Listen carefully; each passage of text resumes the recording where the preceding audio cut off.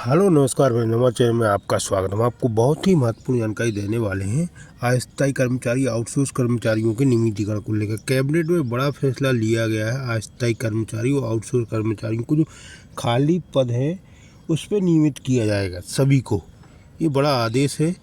Mohan cabinet में फैसला लिया गया है कि जो खाली पद हैं उन पे आउटसोर्स और अस्थायी कर्मचारी नियमित होंगे। मैं पूरी विस्तार से जानकारी देने वाला हूँ, लाइव वार्ता भी आपको सुनाने वाला हूँ। नेशनल मीडिया का क्या कहना है और शासन का क्या कहना है और अस्थायी कर्मचारी आउटसोर्स कर्मचारियों का क्या कहना है, कब तक इनका नियमितीकरण होगा। वीडियो में बने रहें, वीडियो पूरा देखें। वीडियो अच्छा लगे तो लाइक करें और चैनल को सब्सक्राइब बिल्कुल नहीं अपडेट पाने के लिए। जी, मुझे सुन पा रहे हैं? जी बिल्कुल राखी सर, कर्मचारियों के हित में सरकार ने ये फैसला लिया और कर्मचारी ही नाराज हैं।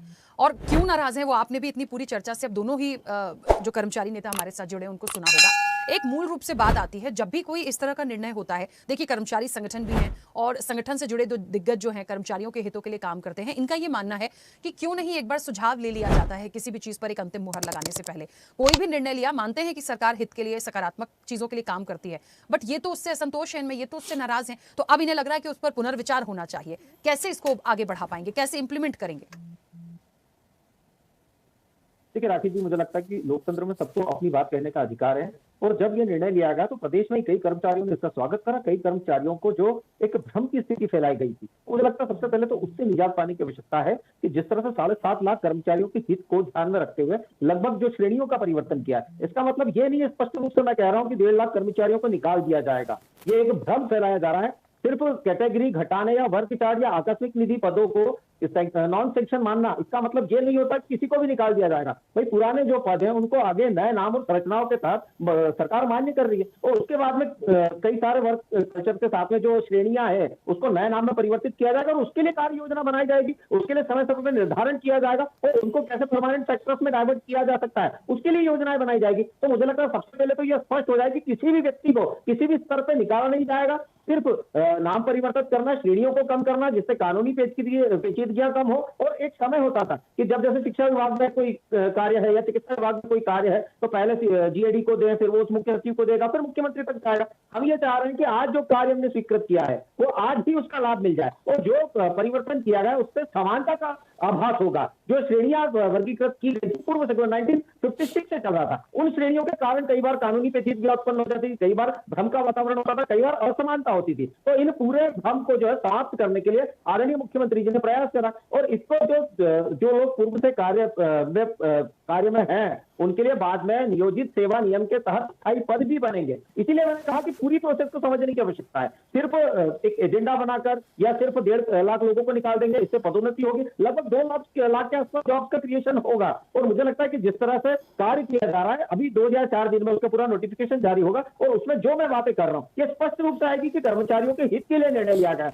भाई स्थायी के भेद को समाप्त करना, कानूनी पेचीदगियों को समाप्त करना, पेंशन और प्रमोशन में समानता लाना, ये कर्मचारियों के हित में या कर्मचारियों के खिलाफ है। आउटसोर्स की बात अगर की जाएगी तो आउटसोर्स को लेकर पूर्व से योजना थी, उसके बाद अगर सरकार की मंशा आउटसोर्स के लिए भी नहीं होती तो श्रम विभाग ने उस समय स्पष्ट निर्देशन दिया था कि जो आउटसोर्स पर रही उनको भी समानता के साथ में अधिकार दिया जाए और उस नियम को फॉलो भी किया गया। तो मुझे लगता है सरकार का स्पष्ट संदेश है, कर्मचारियों के हित में निर्णय है। और जो जिस भी तरह के अगर कोई प्रश्न है तो निश्चित रूप से सरकार बात है, नोटिफिकेशन के समय आप चर्चा कर सकते हैं और उन चर्चाओं के माध्यम से जो कर्मचारी के हित के लिए निर्णय लिए हैं अगर उसमें कोई परिवर्तन की आवश्यकता है तो मुझे लगता है उसको बैठकर भी सॉर्ट आउट किया जा सकता है। लेकिन सिर्फ भ्रम फैलाना कि 1.5 लाख कर्मचारियों को निकाल देना, मुझे लगता है ये उचित नहीं। देखिए एक बात चलिए मैं मान लूं, प्रेम व्यास जी बहुत जल्दी से जवाब दीजिएगा, बहुत छोटा सा प्रश्न है। आप कह रहे हैं कि इतने लोगों को निकाला नहीं जाएगा, लेकिन ये बात भी तो तय है कि आगे इन पदों पर नियुक्तियां नहीं होंगी। और मान लीजिए जिन पदों पर अभी ये लोग हैं उन लोगों को मान लीजिए आगे नियमित भी किया जाता है, तो ये भी देखना पड़ेगा कि जितने संविदा कर्मचारी हैं या बाकी लोग हैं जो इससे होकर आगे बढ़े हैं या नियमित हुए हैं, उनको भी अभी उस तरीके से वेतन नहीं मिल रहा है, उनकी भी समस्या है। तो ये शंका और ये मन में तो चीजें आएंगी ही कि इतना होने के बावजूद हमें वो सारी चीजों का लाभ नहीं मिलेगा जो एक आम स्थायी कर्मचारी को मिलता है। फिर क्या करेंगे? नहीं, मुझे लगता है कि पुराने पद भी नए श्रेणी में आएंगे, उनके व्यवस्थित होगा, भविष्य में उनको नियोजित करेंगे पदोन्नति के लिए। उसके लिए अलग अलग समय पर कोर्ट के द्वारा भी निर्देशित किया है, उन रूल्स को फॉलो करते हुए उनके लिए भी कार्य योजना बनाई जाएगी। इसीलिए तो मैंने कहा कि स्पष्ट रूप से जब नोटिफिकेशन आएगा तो सरकार ने जिस तरह की मंशा के साथ में कार्य करा कर्मचारियों के हित में, और मुझे लगता है आगे वाले समय में यह स्पष्टता से जो निर्णय लिए गए दिखाई भी देंगे। ठीक है, अशोक पांडे जी कितना सहमत है? देखिए, प्रेम व्यास जी की बात से बिल्कुल सहमत नहीं हूँ। प्रेम व्यास जी गोलमोल बातें बोल रहे हैं। कहीं किसी ने भ्रम नहीं फैलाया कि 1.5 लाख कर्मचारियों को निकाल दिया जाएगा। किसने फैलाया? किसने तथ्यात्मक बात कर रहे हैं प्रेम व्यास जी भाजपा के? आप वरिष्ठ प्रवक्ता हैं, आप ऐसी बात कैसे करते? मुझे बता दीजिए किसने कहा कि 1.5 लाख कर्मचारियों को निकाल दिया जाएगा? बताइए मुझे, किसने नाम लीजिए। बोलिए प्रेम व्यास जी। उद्बोधन में प्रारंभ में ही ये कहा गया कि 1.5 लाख कर्मचारियों का क्या होगा, उनको निकाल दिया जाएगा। किसने कहा? के उद्बोधन किसने? बताइए ना, मुझे नाम बताइए किसने कहा, किस संगठन ने कहा? पिछले 2 दिनों से जिन भ्रम को हर चैनल के माध्यम से फैलाया जा रहा है कि 1.5 लाख कर्मचारियों का निकाल नहीं दिया जाएगा, नहीं उनको नहीं, आउटसोर्स पे ये परिवर्तित तथ्यात्मक कर दिया बात जाएगा। और पंडित अभी प्रेम व्यास जी, आपने जो प्रश्न आप कहा अनुभवी कि 1.5 बड़े लाख दल के लोगों को प्रवक्ता ही के प्राप्त रूप में यहाँ चर्चा में शामिल हुआ। है। आप स्पष्ट ये करें कि 1.5 लाख कतई नहीं, कर्मचारियों को ये निकालने मामला की बात है, हटाने और उद्बोधन ना हटाने का नहीं। नहीं है। ये मामला केवल केडर खत्म करके अधिकार कर्मचारियों को, छोटे संवर्ग के कर्मचारियों को अधिकार विहीन कर देना है। छोटे संवर्ग के कर्मचारियों को न्यायालय से अधिकार पाने के लिए पंगु बना देने का मामला है। मैं आपकी बात से बिल्कुल सहमत नहीं हूं। आप एक बड़े दल के प्रवक्ता के रूप में यहाँ चर्चा में शामिल है, आप अनुभव तथ्य के आधार पर चैनल में बात करिए। मैं तथ्यात्मक बात कह रहा हूं। सरकार को केडर खत्म करने से पहले क्या कार्य योजना नहीं तैयार करनी थी? क्या सरकार को केडर खत्म करने वाले कर्मचारियों के प्रतिनिधियों से चर्चा नहीं करना थी? सरकार को यह नहीं बता रहा था? सरकार गुपचुप तरीके से यह प्रस्ताव क्यों लाई? ये चुप लाके और तत्काल खत्म कर दिया। इसका मैं सही प्रमाणित, हालांकि सोमवार या मंगलवार को आज नोटिफिकेशन भी आ जाएगा, उसके बाद भी अपन बात करेंगे। ठीक है। लेकिन मैं बता रहा हूं, सरकार ने अपने आईएएस अधिकारियों के न्यायालय से बचने का कवच तैयार करने के लिए 5 श्रेणियों को खत्म करके केवल 3 श्रेणी सरकार ने स्थापित करी है। नंबर 1 रेगुलर कर्मचारी, नंबर 2 संविदा कर्मचारी, नंबर 3 आउटसोर्स कर्मचारी। और सरकार अब पूरे तंत्र को निजीकरण की ओर ले जा रही है। उसकी ये पहली नहीं दूसरी तैयारी है। पहले श्रम संहिताओं में बदलाव किया, 4 श्रम संहिताओं में बदलाव किया, और अब केडर खत्म करके सरकार पूरी तरह निजीकरण ले जाना चाहती है और कर्मचारियों को समाप्त कर रही है। 1 सेकंड, हाँ 10 सेकंड में प्रेम व्यास जी बोलिए जल्दी से।